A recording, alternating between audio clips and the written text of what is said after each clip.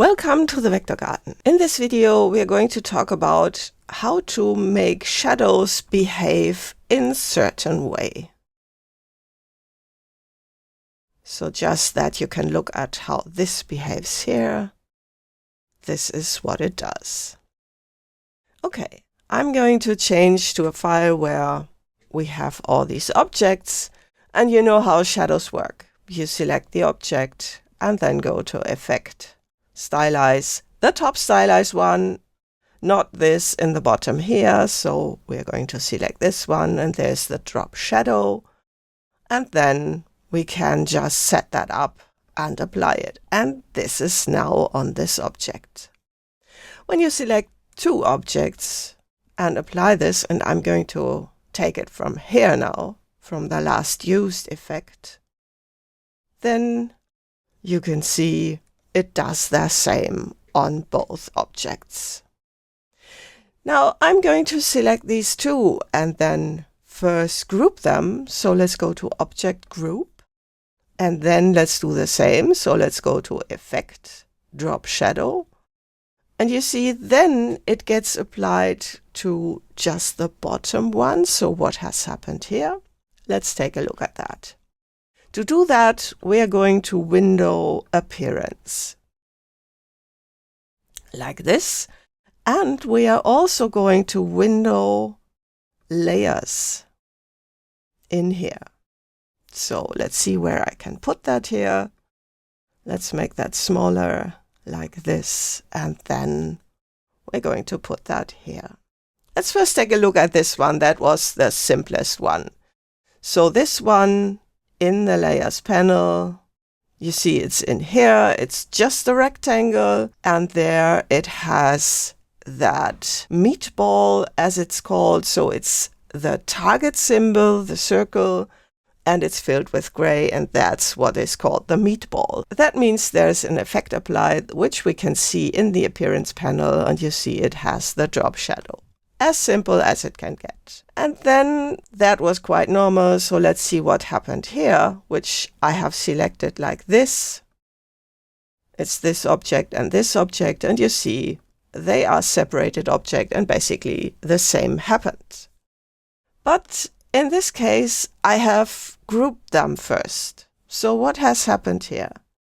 And you see the group is here, and there is this little arrow, and then we have in here those objects. And you see the objects themselves, they have just that target symbol, no meatball. The meatball is on the group, like this. And the group is both of them. So the shadow doesn't show on the blue element, it just shows on the group.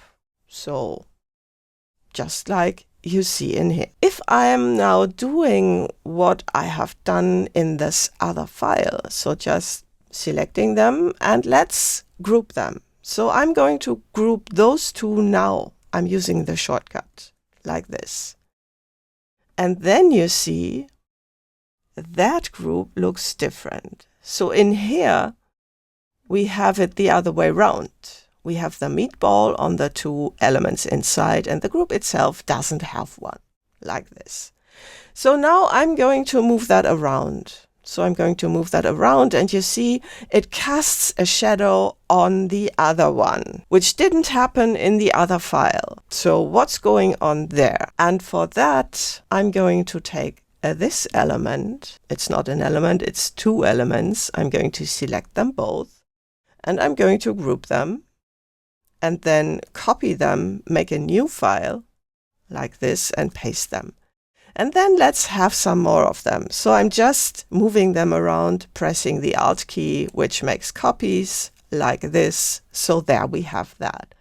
So how do we get a shadow that is just around all those elements, and I can move them around freely? To do that, what we can do is, of course, group them and then apply that to the group as we did before. But then it's not so simple to move them around, because you have to select them by diving into that group in isolation mode or using the group selection tool, which is complicated. So I just want to move them around, and to do that, what we can also do is apply the drop shadow to the layer.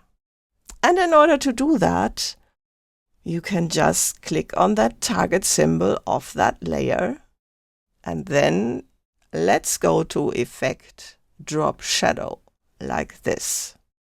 Okay. And now I'm going to just move them around, and you see this does exactly that. Now what has happened here?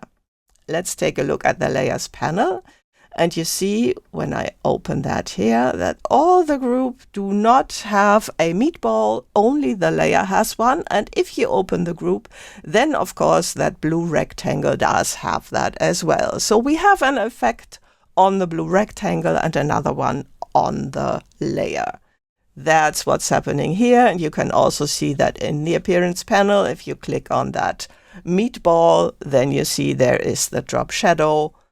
And if you click on this one, then we have the drop shadow in there as well. And in here on the group, we have nothing. So that's how this works, how you can target elements and where the drop shadow gets applied.